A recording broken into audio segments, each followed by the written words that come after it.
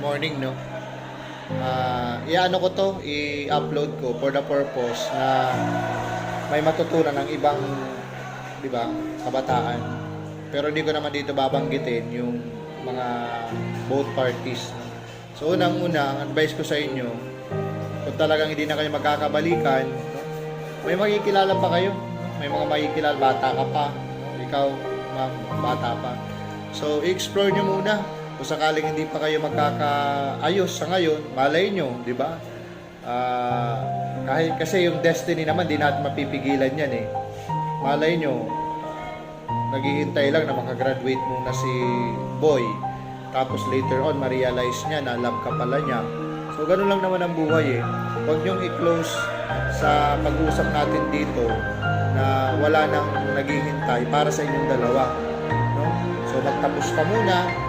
Ikaw, magbigay ka ng space sa sarili mo kasi sa totoo lang naawa ko sa sa pagmamahal mo sa kanya eh, di ba? Ginagawa mo ang lahat, nagsasakripisyo ka, no? Binibigyan mo siya ng support emotionally, financially. Kaso nga lang, hindi niya kayang ibigay sa iyo yung mga bagay na hinahanap mo sa isang tao. So yun ang nakakalungkot, no? Siguro may makikilala ka pa naman na iba bukod sa kanya, no? Bigyan mo muna ng space yung sarili mo. Bigyan mo muna ng space na mag-isip ka kasi graduate ka naman, maganda ka naman, palagay ko mabait ka naman. So sayang, naghihinayang ako dun sa effort mo, sa pagmamahal mo sa kanya na hindi niya kayang ibalik, no? So i-try nyo muna i-explore yung mga sarili nyo. I-explore nyo muna na single, no? Pag nakatapos siya, malay mo, ma-realize niya na ikaw pala talaga ang love niya.